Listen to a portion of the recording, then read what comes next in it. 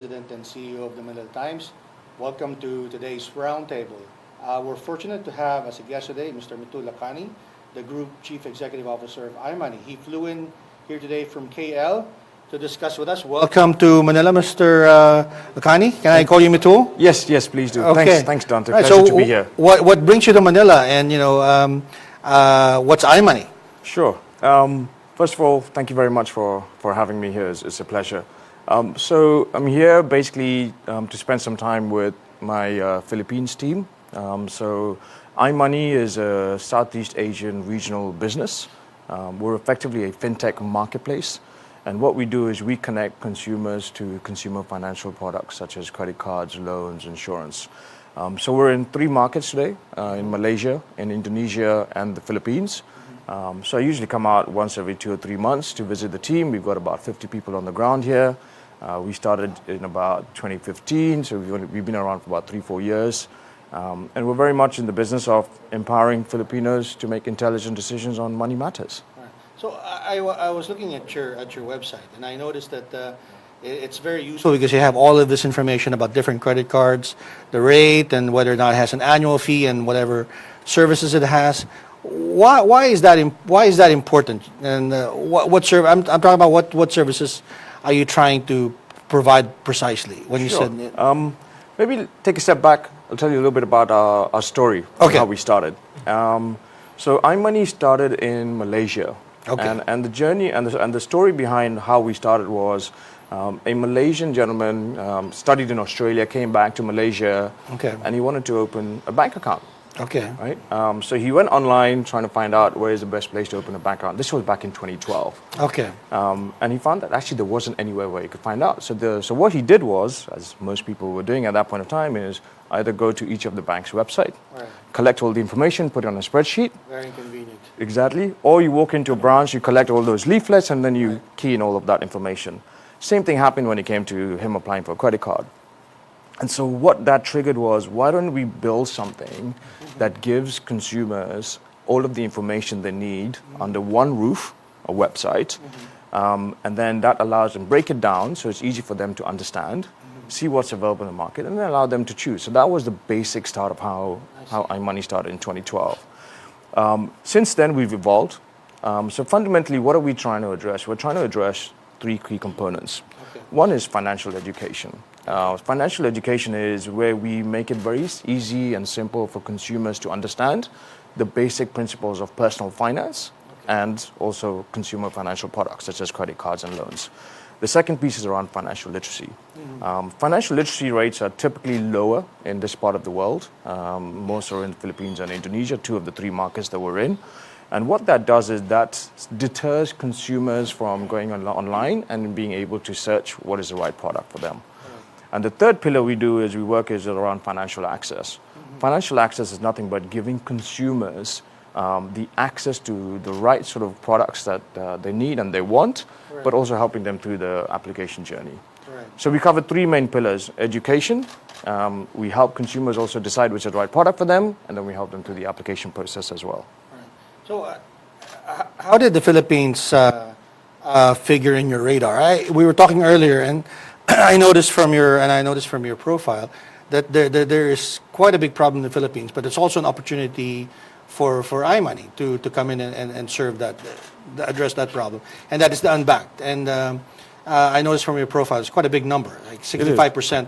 Exactly. Don't have accounts. Precisely. So when we started the business in Malaysia in 2012, and after sort of 2 or 3 years, we were looking at other markets to expand into. The Philippines, for us, when we did our research, we found it a very interesting market where we saw opportunity. And we saw opportunity again to help Filipinos across the 3 areas that I mentioned earlier on, which are around financial education, literacy, and access. All right. So as you quite rightly pointed out, of the working adults or the adult population in the Philippines, 65% of them don't even have a bank account today. Right. Of the remaining 35%, 12% of those have a bank account, but they don't have access to traditional banking products. And then even of those who had access to traditional banking products, they didn't have somewhere where they could go and compare and do the research and get someone to help them decide which was the right product for them. So first is, if you think about a typical customer journey, when you're looking for a financial product, you say, okay, I want a credit card. First thing is you want to go and gather as much as information as possible. You can do that at iMoney, right? We can take you through the whole journey of what you need to look for, what are the features you need to look for, how do you go about applying, which is the right product for you based on your needs and the requirements. So we do that on our website. The second piece is around, actually, which is truly the right product for you. Okay. And the right product for you is not necessarily the one which has the lowest interest rate or the best cashback or the best features. It actually is the one that you have a good chance of getting approved for by the bank as well. So that we help you through that and determine which is where you have the highest chance of getting a product. So how did this work? I mean, they fill out some information, and then your system gives recommendations on what cards or facilities. Precisely. Are fit? So it's a twofold journey. The first thing is we understand your needs. I see. Online. And then what we do is we ask you to leave your details, and then we actually have a call center and a team of people who actually will call you back to understand even more what your needs are. Right. And then ask you some very basic questions to then assess your eligibility for certain products. Right. And then be able to match you with the right product. Right. So what we do is we provide an online journey with offline personal help and recommendations. Very as helpful. well. Sometimes it's not encouraging to talk to machines. Yes, exactly. And you were saying that, you know, a lot of these, we were talking earlier, that a lot of these people that you aim to serve are sometimes intimidated by, you know, the formal banking environment. And it's really helpful that you have a voice right, to talk to. Absolutely. And I think a lot of that intimidation comes down due to lack of knowledge. Right. Right. And this is where we feel that with what we have and make available to consumers across our website, you know, how we keep it really simple, we keep it engaging, we even leverage our social media channels, Facebook, Instagram, because that's where consumers are spending most of their time today, videos, infographics. And what we do there is we give consumers the knowledge. Knowledge equals power. Right. Take away some of the barriers of intimidation of applying for financial products, and then also help them through the journey of the application as well. So what we want to do is we want to see as much as possible, empower the consumer to be able to make the right decision. I noticed from your profile there are about 2 million page views already on your website. How do they have to register to access the information? Is it all free, or how does one go about it? Good question.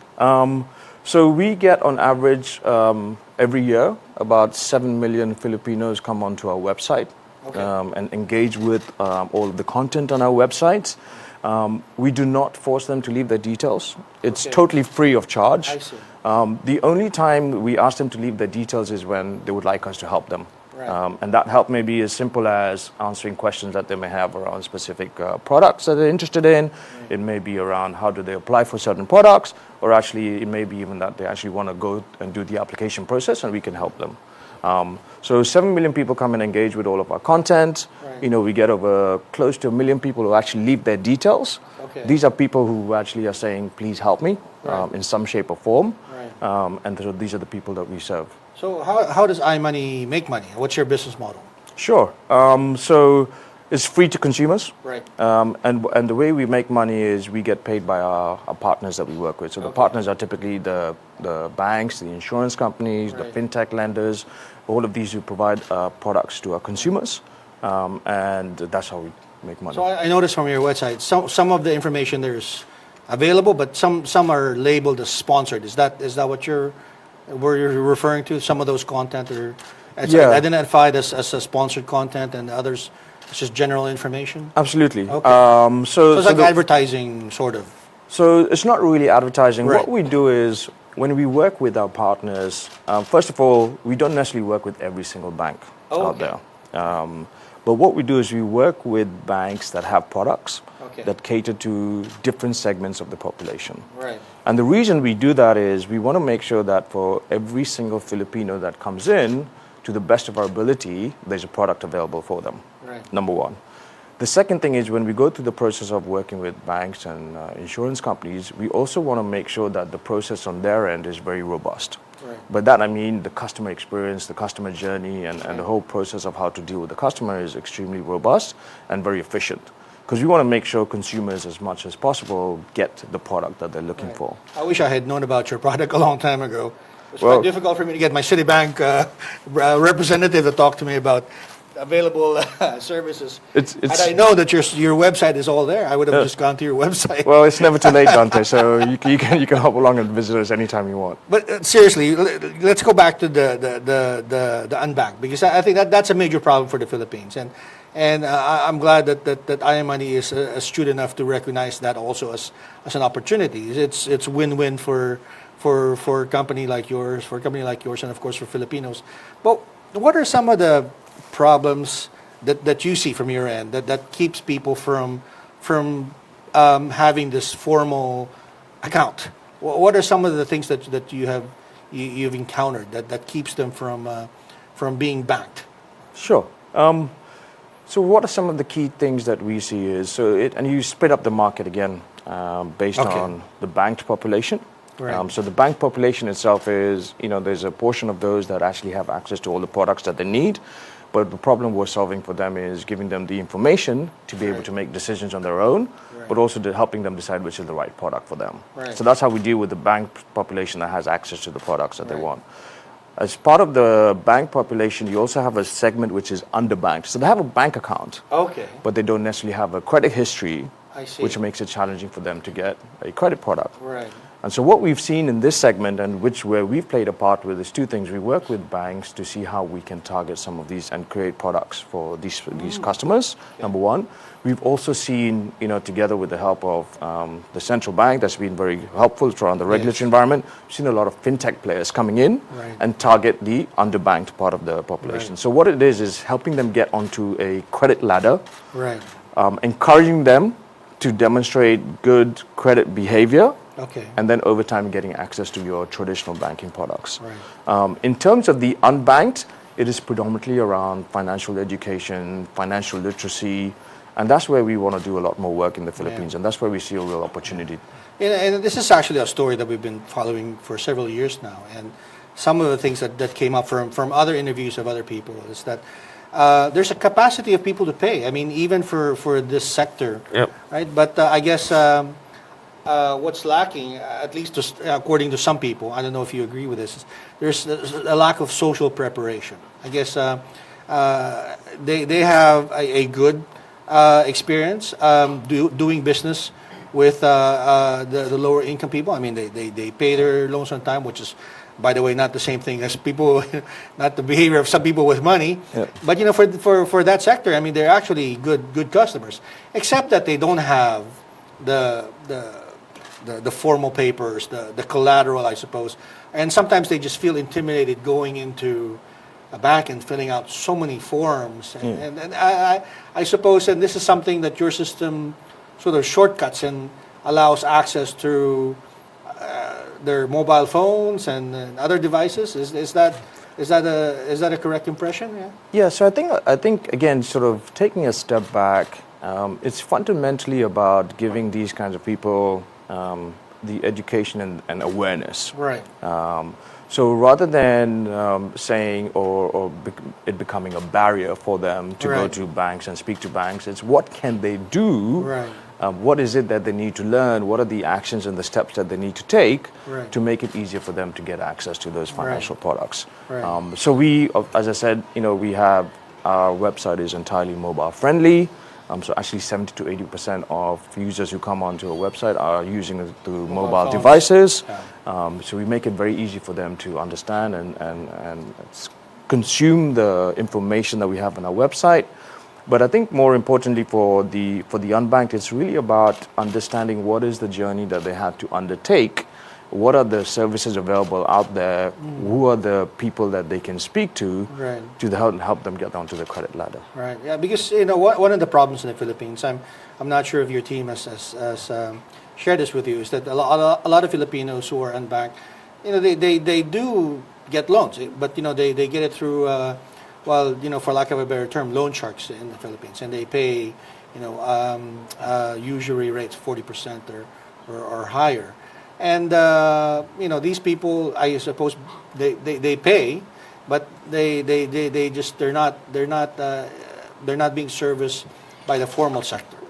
right? And I don't know if because maybe the formal sector is not ready, or maybe they didn't have your facility before where they can just go Yep. on a website and Yep. ask. So they resort to what's easy for them, which is what was existing before. This loan sharks going around and charging 40%. I think that's a very good point. What we've seen as iMoney and what we've been very proactive in is driving awareness to consumers around good behavior, but also making sure there's the responsible borrowing. Right. And this responsible borrowing about making sure that they're borrowing from regulated businesses that are licensed.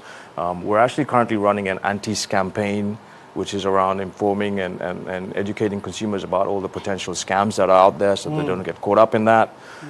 But I think for us, what we've seen over the last 2 years especially is the ecosystem has changed a lot. There are a lot of different operators out there, new businesses that have started that are focusing on the unbanked and giving them access to more traditional products, but also for products which are addressing some of their pain points and getting them onto that ecosystem and working their way up the sort of the credit ladder and getting access to traditional products. So that ranges everything from the e-wallets, right? You're looking at payments, you're looking at remittances, you're looking at sort of the FinTech lenders who are doing very small ticket loans to get people to learn how to borrow money from regulated businesses. And then over time moving into more sort of insurance, digital insurance and digital investment products as well. So do you go beyond your digital platform to do training or to do talks to educate people, or how far do you go to get your information out to the public? Sure. So today, right now, we're predominantly online. Okay. And you're going around the media like you are here today? Well, yeah. Hopefully telling consumers and educating consumers a bit more about what we do, getting them onto our platform. But we do have in our plans, and actually we've already started those discussions to see how we can work together with the BSP in terms of doing some of the offline initiatives as well and workshops around helping consumers really understand about personal finance and how they can start on their personal finance journey. What are the steps that they need to take? What are the sources of information, and how do they do that? Well, for some people who are new to getting bank services like credit cards and things like that, what are some of the common things that you would advise them? For instance, some people have this wrong view that credit cards are just the license to spend, right? And they end up getting into trouble, right? And keeping up with their monthly obligations and things like that. What are some of the things that people should know, right? That are on your site? I mean, give us a flavor of what. Sure. I think the first thing people should know is, and the first thing people should practice is, at the very least, make sure you're paying off your credit outstanding balance every month. Okay. What does that do? Okay. What that helps in terms of promote your credit behavior. Okay. That helps in terms of improving your credit profile and your credit health. Right. So that when you go to a bank to get a personal loan, or you have a credit history, or even if you want to buy a house at some point and you want to go and get a home loan, you have a good credit history. And what that helps with is that that helps in terms of increasing your chances of getting in the product that you apply for. But also, you may have the ability to get it at a lower interest rate as well. So, credit cards, personal loans, in our view, is not there for people just to borrow money to spend on their lifestyle. It's there to help with specific needs. Right. So, in Philippines, for example, when consumers are applying for personal loans, you ask them, why are you applying for a personal loan? More often than not, I think the most popular reason for it was because they wanted to do a refurbishment of their house. So that's money invested in the right place to help increase the overall value of the house. So that's one example of the kind of information. You help out consumers and making decisions also on their, what they invest in or how they spend their money. Is that something that's also part of the services that you provide? Or? No, what we do is we understand what it is that they want to do. I see. So it's understanding the needs and the requirements. I see. So we're not a financial advisor. Okay. But what we do is based on their needs and the requirements, we will suggest to them what are the products that are available out there in the market for them. Right. You're talking about, paying your monthly bills. Well, I mean, for those who are just new to credit, and we're talking about a big Yep. group of people in the Philippines, obviously. And from what I understand, that is a problem in the Philippines because there's a very high default rate, and those of us who pay on time sort of suffer for it because we all have to pay higher rates. But for those who are not used to using credit cards, I mean, what are the consequences of the not keeping up? And sometimes people make the mistake of just paying the minimum requirement, and then all of a sudden they wake up a few months later. Oh wow! I mean, This is ballooned, right? Yeah, this is ballooned to something that's not as easy to manage. Yeah, I think the way I look at it, and again, this is, for what my parents have always taught me, is understand why you are spending on a credit card in the first place. Okay. Understand why you can't repay your credit card bills in the first place. So it's actually the very fundamental principle of where are you spending your money versus what you are earning. Right. So it comes down to very simple tools such as, do you have a budgeting tool that you're using? Do you understand where you're spending your money? If you're outspending more than where you're earning money, then what is the reason for that? Right. And I've always been taught by my parents is you should be spending more than what you're earning. So live within your means. Live within your means. Right. Precisely. So not just because you have like =1 million peso credit limit that you need to max it out.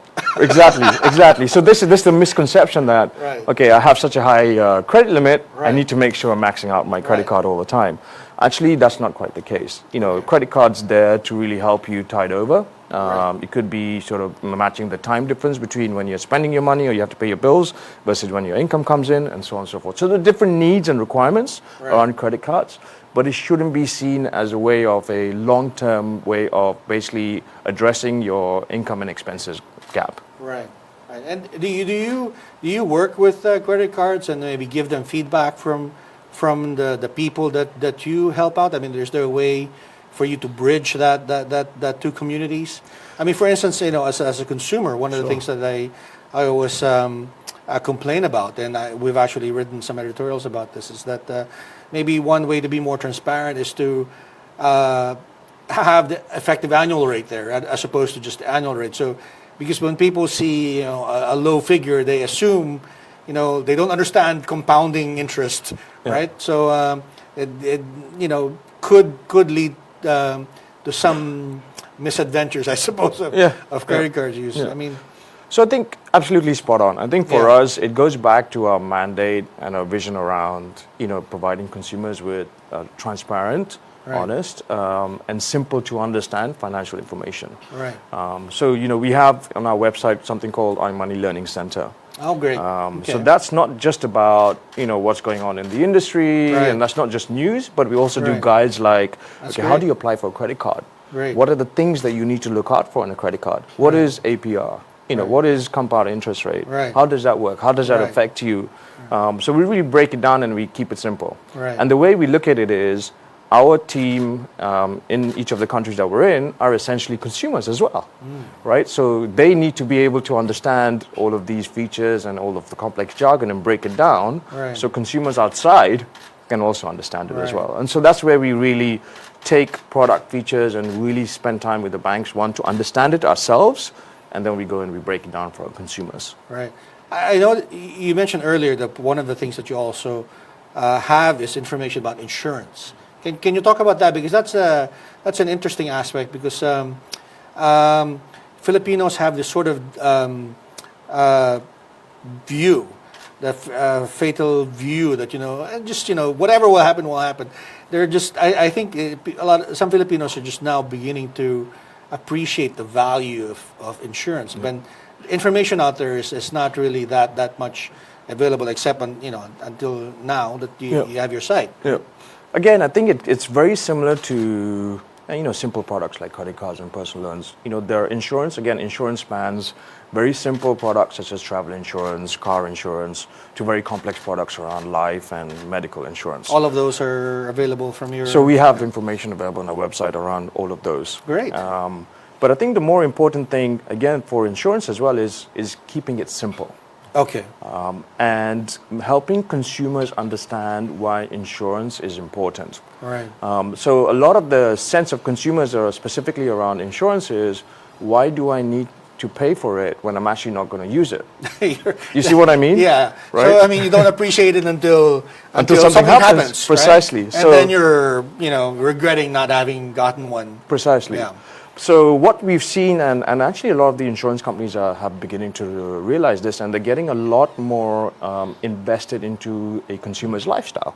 Okay. So it's all about not just, hey, get a policy and you're covered and you're protected and you can just, don't worry about it. Right. But actually what they're doing is, and what we're working, and we actually work with some of the insurers, Right.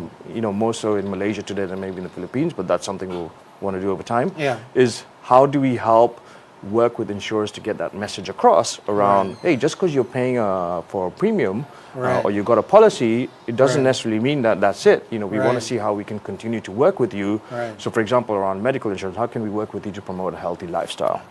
How can we reward you for a healthy lifestyle? Right. So there's a lot of these different changes that are happening in terms of how traditional players and financial institutions are really beginning to make some changes and really beginning to work on how to make things easier for consumers and giving them access to the right kind of information. And we're sort of very part and core to that ecosystem as well. Well, I don't envy you because I think that's a big task to take on. I think the problem in the Philippines is that there's a tendency sometimes among Filipinos just to live for the day, right? And then something unforeseen happens, and it actually, the tragic part, it actually pushes people into poverty because they're just not prepared. Yep. They did not, and that's precisely the point of insurance, right? Precisely. To be prepared for something that's unforeseen. Yeah. Right, but the cultural tendency here was to live for today. If it's not a problem today, then you don't think about it. Yeah. But I think Dante, a lot of this actually, if you take a step back again, I think a lot of it's down to financial education, financial literacy. Should we be having personal finance as part of a mandatory subject in school? What age do you start educating kids about personal finance? Right. Simple things. So what do I do today at home to encourage my kids, around personal finance is, so you get so much pocket money. Right. Okay. Right. But I also encourage them to save. I also encourage them to get a very simple understanding about the basics of interest, right? Not because you gave them the allowance. It's for them to spend the whole thing. Right. So I tell them, look, whatever you've saved at the end of the year, I'll double it. So that's the concept of interest. Okay. So these simple tools, I think, we can all collectively do that at home. But again, it goes back to how do you introduce personal finance into school, college, and make it, and help people realize the importance of it and giving them, again, the information, the education, so that, they don't see a lot of what's out there as, as a bad thing, but they see it as actually how does it benefit them in terms of their financial well-being over the course of their lives. Now, as I understand it, you grew up in the UK. You're originally your parents are from Kenya, but you grew up in the UK, and there's totally different societies. What are some of the things, I don't know, if you would compare, I suppose, like the things that you were saying, that, parents teaching their kids to be responsible. What are some of the things that you personally experienced growing up that, led you or would be a good model for being, a responsible person with their finance? I wouldn't say I'm a good model for responsible finance, Well, but if you become group CEO, right? I mean, you must have been doing something right? Yeah. I think for me personally, it was a lot of it was around the environment that I was brought up in. Okay. I went to boarding school at a really young age. Okay. I left home when I was 16 to go and study overseas. And there was, I used to get a monthly allowance. Right. And my parents were basically, that's it. Right. You live and you survive on that. So if you blew your money... Precisely. If you blew your money going and playing video games or going out at night or going to fancy restaurants, then, you got to figure out how you're going to make up for the shortfall. So it's just very simple, basic principles such as that. And then, my dad had always been very adamant that no matter what you do, always put away some money for a rainy day. Even if it's just sitting in a simple sort of fixed deposit. Don't live for the day. Exactly. Yeah. So again, I think these are very simple, basic principles. And that's what you start off with. And I go back to what I said early on, right? Sit down. Have you sat down and looked at how much you're earning and how much you're spending? Right. And is there a mismatch there? Right. And if there's a mismatch there, take steps to address it. Right. And that's where, then you become a lot more financially disciplined, Right. and that discipline translates through even when you start borrowing money, because you realize actually that's not money that belongs to me. Right. I need to repay back to someone or some bank or some institution Right. at some point of time. Right. But if you have the financial discipline from day one, then that helps in that journey as well. Right. So, did you open your bank account when you were in the boarding school? Is that something you did on your own? Did your parents help you out, or is that something that you learned from school? Or No, unfortunately, I Did was you too keep your young money at under that the point to mattress? walk. I was too young at that point to walk into a bank. because you're- minor. So I think my dad and my mom came along with me as well, and they said, yeah, he's my son, so you can open up a bank account. But no, when I was in boarding school, it was very much hide your money wherever you can. But no, I think it is, again, a lot of it's down to being away from home, getting that monthly allowance, that's So that sort of strict financial gave you that discipline that we had discipline. in the house. Yeah. Well, how did you resist, spending all your money on video games? Because, nowadays, because of social media and the internet, a lot of people who are now just earning money, Yeah. and some of them make some pretty decent money. They see all of these glamorous things, traveling all over the world. And I was just over the weekend watching, these early 20-year-olds, Yeah. traveling full time, and I suppose for someone who's having access to credit for the first time or getting a paycheck for the first time, there's a lot of temptation, I guess, similar to what you may have faced, to spend your money on something that's fun but not necessarily necessary. Yeah. How do you develop discipline, or how do you recommend maybe others to do that? I mean, and I get what you're saying. Look Yeah. at the money that you're earning and the money that's coming in, but now with with the internet today, you're being bombarded with Yep. all sorts of Yeah. things, and some of those things maybe you don't need right now. True, very true. So two things on that. One is it's learning about good, simple financial discipline. And we do provide on a constant basis. So we use the same channels and the social channels that a lot of the platforms are using, encouraging you to buy things. We're using the same platforms to encourage good financial behavior. And we're going to keep it very simple, keep it short. So we do a lot of that through all of our social channels and even on our learning center. The second thing is, I think consumers today have an opportunity to supplement their incomes through the gig economy.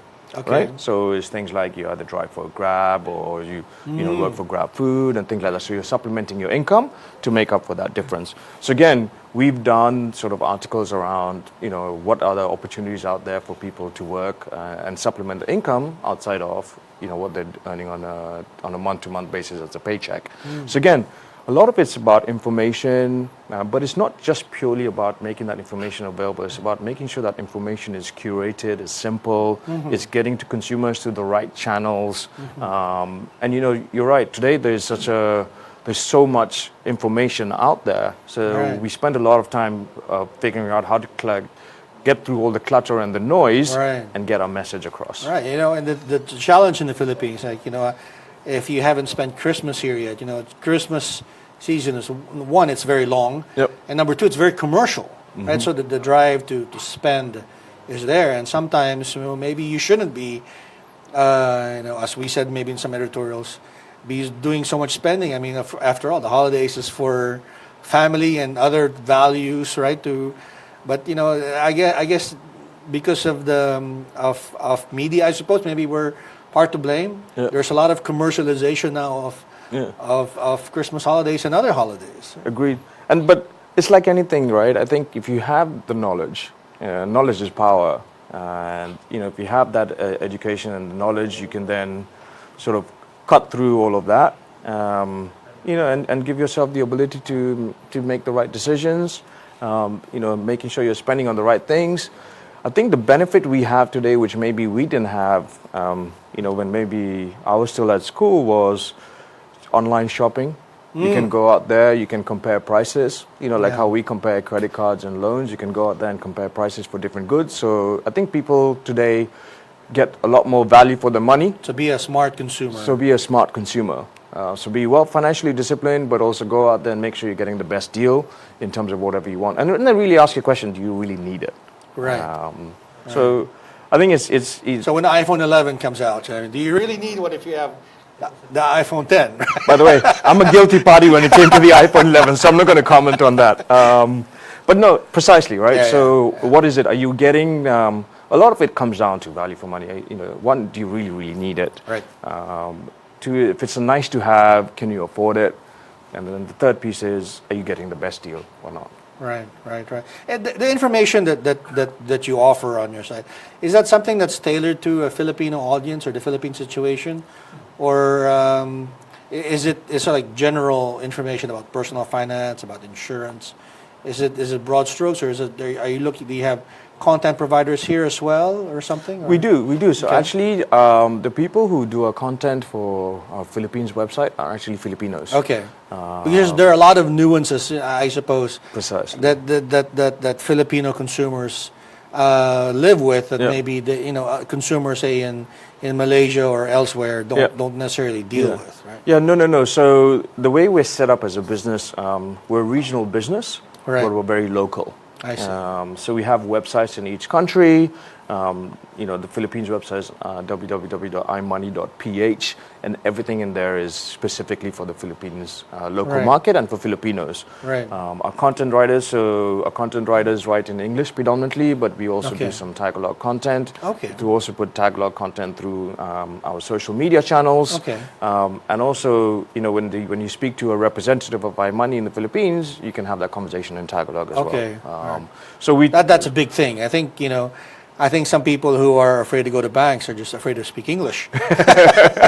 Although they can, it's just Yeah. they're intimidated by it. You know what I mean? Yeah. So again, it comes with confidence. Yeah. Right. So if you have the information, the education, and the confidence and the wherewithal to hold your own when you're going out and seeking out these kind of products and making financial decisions, we want to make it as easy as possible for consumers to do that. Right. Well, tell us about yourself. I mean, you're based, as I understand, in Malaysia, in Kuala Lumpur, and Manila or the Philippines is part of the countries that you're responsible for. And tell us about yourself. I mean, how do you like living in Asia? I mean, Sure. So I actually moved out to Malaysia about 8 years ago. Okay. With a family and with my wife and our 2-year-old daughter at that point of time. We've now added a couple more kids, so I guess it's been a great 8 years. So no, we love it. We've had a really good time. I joined iMoney in 2015. Okay. And literally 3 months after I joined, we formally entered the Philippines market. So I've been very close to the Philippines market. Okay. I'm usually here sort of once every 2 or 3 months. Okay. Spent a lot of time with the team. We've got a team of about 50 people.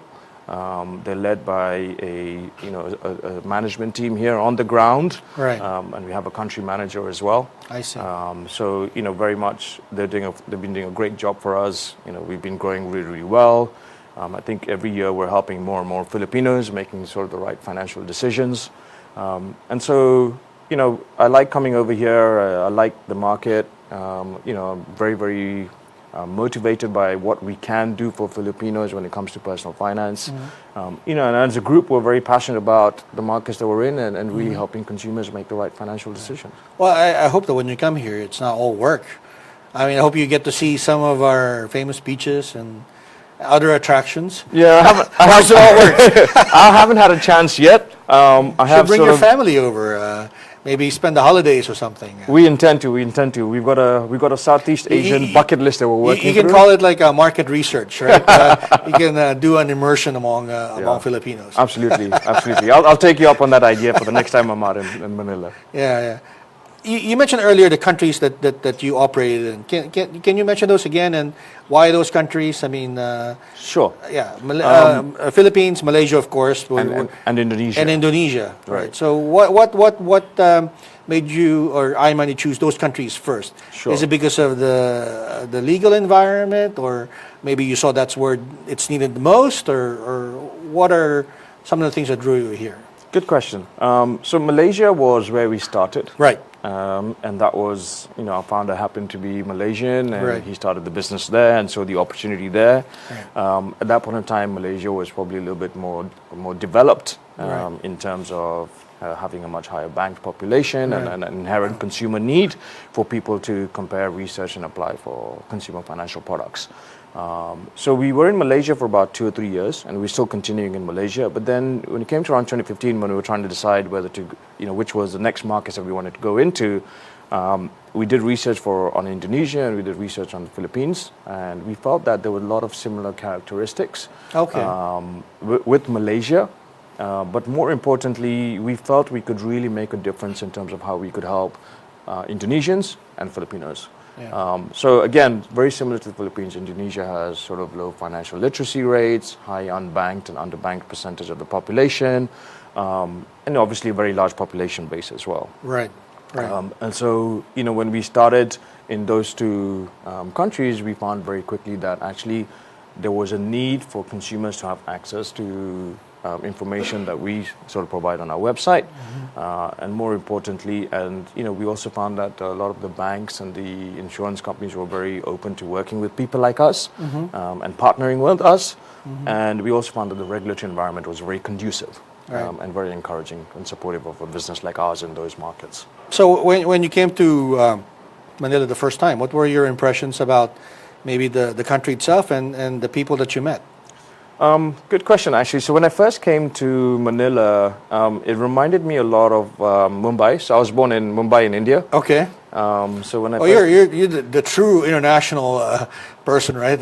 Yeah. From Kenya, grew up in UK, and born in Mumbai. Yes, that's right. And then your parents are now in Kenya. Correct. Grew up went to boarding school in the UK. Yeah. Now working in KL. Yeah. So I've almost come full circle. So if I ever move to India next, I've done a full circle.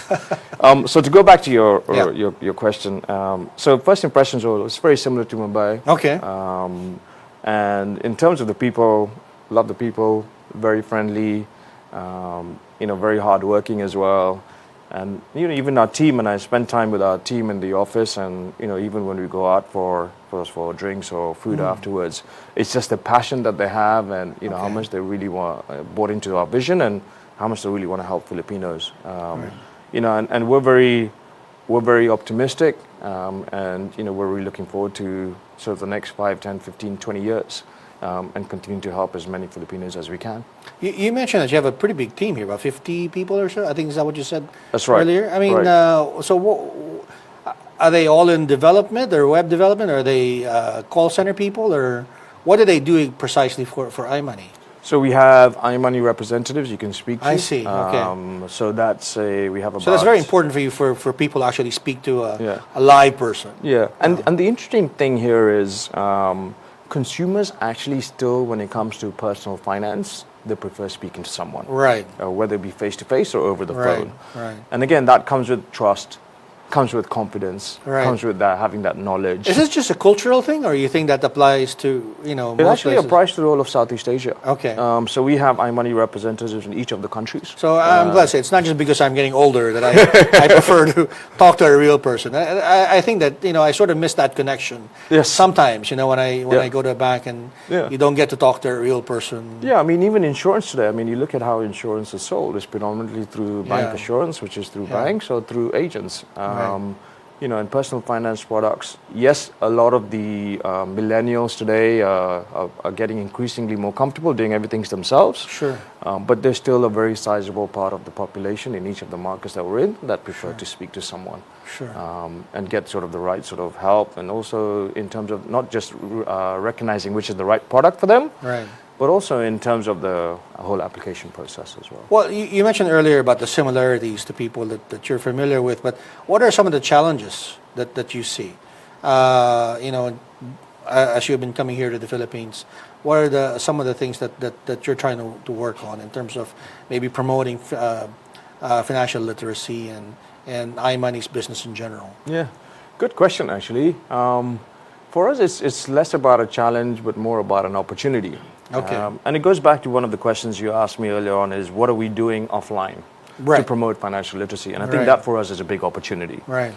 So we've been very successful to date in terms of what we've been doing online. We've managed to get a sizable amount of the population coming and using our ecosystem. For us, it's how do we go even wider? How do we get a lot more ingrained? How do we get a lot more involved in the entire ecosystem? And so what we want to do over the next sort of 3 to 5 years is really do a lot more offline activities, drive more awareness around personal finance. Right. And we've also got, different sort of products and services in the pipeline to really help consumers get a 360 view of their personal finance. Right. Is there something else that you think that maybe government could do to help out people like companies like iMoney who are in essence really helping the public, right? Develop financial literacy. Yeah. What are some of the things that you'd like to see maybe from our government side that can maybe sort of complement the things that you guys are doing in the private sector to promote literacy? Good question. I think, our view is that the regulations in the Philippines have been extremely helpful. Okay. And the government's been extremely helpful with not just the initiatives that they're doing and encouraging to promote financial literacy and education, but also making it easy for companies such as ourselves and other players within the FinTech ecosystem to help address what we're talking about, which is around fundamentally giving Filipinos the financial literacy education and the access to financial products. So from our perspective, keep doing more of what they've been doing. Continue to encourage the development and the growth of sort of the entire FinTech ecosystem.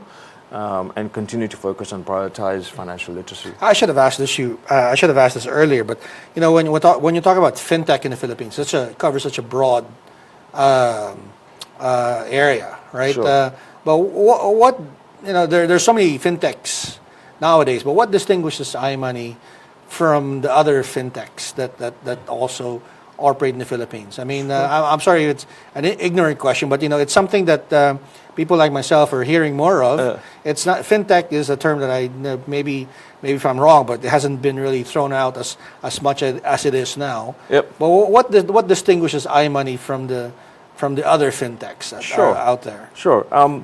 First of all, what is fintech? Yeah. Fintech is nothing but leveraging and using technology to drive higher financial inclusion, financial education, and financial literacy. Precisely what the Philippines needs. Precisely what Philippines need, precisely what's going on in Indonesia. And actually, if you look at the growth of fintech in markets such as Indonesia and Philippines, and even India for that example, it's been very significant to address specific pain points. I see. So what fintech has been doing over the last sort of 2 or 3 years is really addressing consumer pain points. And it's across a wide spectrum of services and products. So it's everything from payments, right? So how does it make it easy for people to transact? So obviously we know that credit card penetration in the Philippines is very low. So only 2% of Filipinos have a credit card, compared to I think 60 or 70% in the US and the UK. So how do we make it easy for consumers to transact? E-wallets. So that's been one sort of fintech development. The second thing is around remittances. Right? Philippines have a very large OFW workforce overseas. How do they get their money across back home to their loved ones? Yes, there have been remittance businesses, but they've been charging a lot, and you have to go physically to a branch. So how do you do all of that online? And like you were saying, there's what's lacking is they get the money, but nobody really teaches them how to manage that money responsibly. Precisely. And that's actually been the problem in the Philippines. Sometimes they're supposed to be spending it on education or housing, and sometimes they spend it on frivolous things like, So where do we sit in that entire ecosystem, which also includes, digital lending and digital insurance and digital investment, is we sort of see ourselves as sitting and enabling all of those services. And the way we do that is tell customers what's available out there. Tell consumers what's available out there. Right. Help them, decide on the process of which is the right product for them. Right. Like anything, wherever there is a lot of choice to consumers, where there is complexity, that's where we become really valuable as an ecosystem. So tell our audiences now. I mean, if they want to access the information and other material, how do we find iMoney? Very simply, www.imone.com. .imoney.ph. Okay. That's a website address. Okay. If you go into Google and just search for iMoney, we Right. should pop up. No need to download an app or anything like that. You just go straight to the website. There's no app. It's very simple. It's all website browser based across all the different browsers you can Very think simple, of. yeah. Very simple, and very easy to also use on your mobile phone as well. Right. And you mentioned that you have a lot of people devoted to actually talking to people.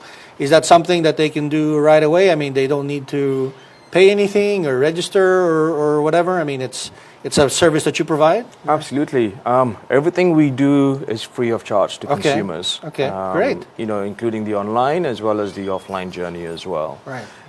So what we do is we only call consumers who leave their details. Okay. Essentially, for us, these are So ones they have that- to make it possible for you to reach them out. Okay. Exactly. And the whole idea there is these are consumers who are actively asking for our help. Okay. And so we speak to them, we call them up and we speak to them, and Right. and we typically will call them up within 15 minutes of them leaving their details. Okay. And see how we can help them. Right. So is it this service? Is it available 24 hours or during business hours? If they want to talk to a real person. If they want to talk to a real person, is typically during business hours. Okay. We do start earlier than business hours, and And we then- do finish later than business hours. Right. And outside of that, they can just go through your website. Exactly. Right. And they can leave their details, and we'll have someone contact them. Right. That's fantastic. Well, I hope that you spend your time in Manila doing some other fun things, not just.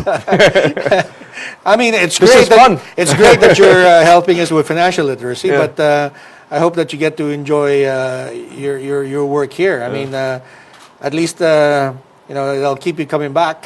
Yeah, and look, we enjoy what we do. We have fun. Right. We make sure we work hard, but we also make sure we have fun in what we're doing. And we're all invested in the larger cause here, which is around really helping consumers make the right financial decisions. Right. Is there anything else that you want to cover that maybe I haven't asked or? I think you've covered all the Okay. sort of the key points. So, Okay. so thanks a lot for that. Well, if there are major developments later on, keep us posted. It's something that we believe in, and we're more than happy to help out. I think there's as you said, there's a lot to be done. There's a lot to be done, and let us know if there's something else that we can do together. Absolutely, and we're very excited about what's to come as well. Okay. Well, Thank thank you you very very much. much. Thank you. Thanks a lot, Dante. All right. Okay. Thank you very much. That's for today. See you later. Okay.